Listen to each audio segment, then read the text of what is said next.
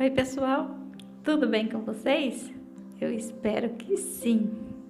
Gente, olha só onde a Nina inventou de dormir.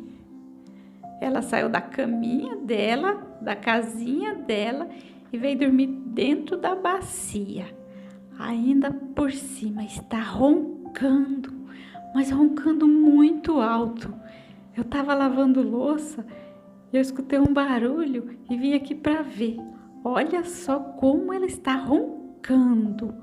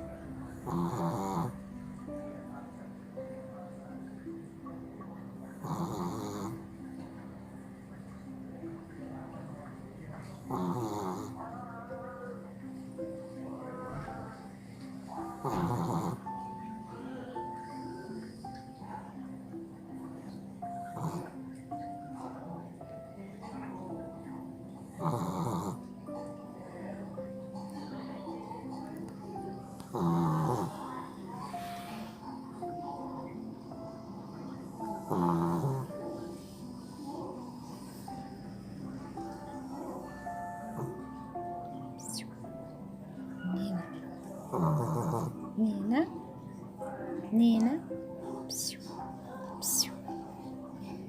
Esse é lugar de você dormir. Nossa, como você tá toda descabelada.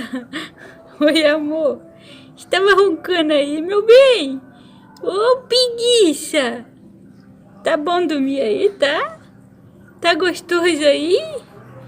Então tá, continue dormindo, sua